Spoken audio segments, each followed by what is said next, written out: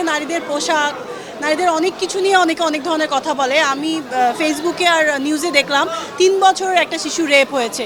তো ওই 3 বছরের শিশুটার পোশাক এবং বডি ল্যাঙ্গুয়েজ বা ফেসের এক্সপ্রেশন দিয়ে কী বোঝানো হয়, বা যখন আরও 1 বছরের শিশু ধর্ষণ হয় তখন আসলে কী বোঝানো হয়, আমি এই জিনিসটা বুঝি না আসলে। খুবই খারাপ লাগছে, মানে মানে দেখে চোখে পানি চলে আসছে এবং খুবই দুঃখজনক, লজ্জাজনক।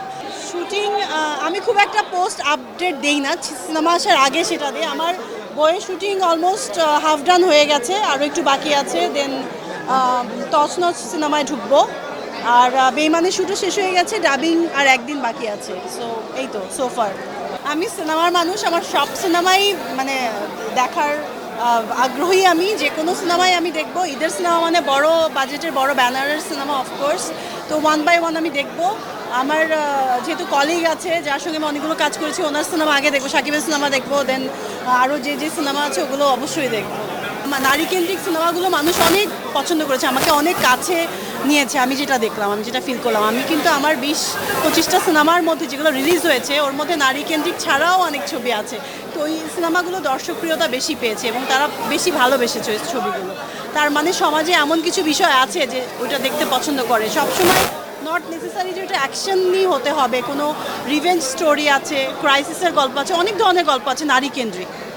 এবং আমি বইয়ের শুটিংটাও শেষ করতে গিয়ে এখানে দেখলাম যে একটা মেয়ে বিয়ের পরে যে ধরনের বিষয়গুলো ফেস করে, এখানে অনেকগুলোই এরকম আছে। তো এটাও একটা ব্যাপার যে মেয়েদের আসলে কত ধরনের কিছু ফেস করতে হয়। নারীরা আসলে অনেক সম্মানের, কিছু ভুলভ্রান্তি বা কিছু মিসকমিউনিকেশনের জন্য অনেক কথা আসে, বাট আসলেই নারীরা ফুলের মতো, নারীরা সম্মানের। এবং একজন নারী আসলেই যে যেমন গড়তে পারে, হয়তোবা কেউ আমি সবার কথা বলবো না, কারো ভুলের জন্য বা কিছুর জন্য হয়ে থাকে, বাট আমি ফিল করি নারীদেরকে আপনি যত আদর ভালোবাসা দিবেন, যত সম্মান দিবেন, তার থেকে তত আপনি কনস্ট্রাকটিভ জিনিসপত্র পাবেন আসলে, এবং গড়তে পারবেন তাকে দিয়ে সব কিছু। নারী দিবসে আমার সকল নারীদের জন্য অনেক শুভেচ্ছা, ভালোবাসা। এবং আমার সবার কাছে একটাই চাওয়া, সেটা হচ্ছে নারীরা মানুষ আসলে, তাদের ওপিনিয়নটা ইম্পর্টেন্ট, তাদের চাওয়া পাওয়াটা ইম্পর্টেন্ট, এবং সে যে একটা ভিন্ন ওয়েতে যদি কিছু করতে চায় সেটাকে সম্মান করাটা সবার জন্য আসলে ওইটা খুবই প্রয়োজনীয়। এটা মানে অন্যরকম কিছু হলে বলবে যে না ও তো অন্যরকম, কেমন কাজ করছে, না ভিন্নতাই আসলে ক্রিয়েটিভ। অনেক ট্যালেন্ট আছে যারা অনেক ভিন্ন রকমের ট্যালেন্ট, আমরা ভাবি যে হয়তো বা ডিফারেন্ট কোনো কিছু করছে, কেমন, এটা আসলে উচিত না। নারীকে মানুষ ভাবাটা সবার আগে জরুরি। পরিমণি, অপুদির কিছু প্রোগ্রাম বন্ধ করা হয়েছে, অনেক জায়গায় অনেকে শুটিং করতে অনেক সময় ভয় পাচ্ছে, নারীদের ফুটবল খেলা বন্ধ করে দেওয়া হচ্ছে। এই বিষয়গুলো আসলে একজন নারী হিসেবে আপনি কীভাবে দেখছেন, এবং সেটা একজন শিল্পী হিসেবে আপনার মধ্যে কতটা শঙ্কা তৈরি করছে? আমার সঙ্গে এটা হয় নাই, আমি পার্সোনালি ওটা এক্সপিরিয়েন্স করি নাই, বাট যাদের সঙ্গে হয়েছে এটা খুবই দুঃখজনক। নিশ্চয়ই এরকম কিছু হবার আবশ্যকতা নেই এখানে।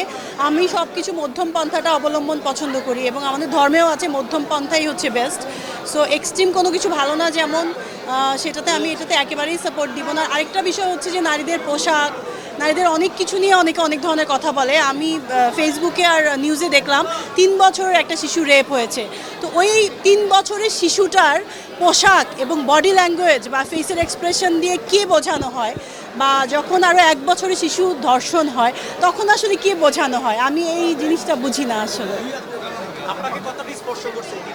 খুবই খারাপ লাগছে, মানে মানে দেখে চোখে পানি চলে আসছে এবং খুবই দুঃখজনক, লজ্জাজনক যে কোনো কিছু হলে এটা নারীদের উপর যায়, যে নারীরা এমন, এই জন্য এটা হচ্ছে। তাহলে 3 বছরের শিশুটার আসলে এখানে দোষটা কোথায়? এবং এটার বিচার অবশ্যই আমরা চাই। তখন কেন মানুষজন কথা বলে না? আমি চাই সবাই আসলে এই জিনিসগুলো নিয়ে কথা বলুক।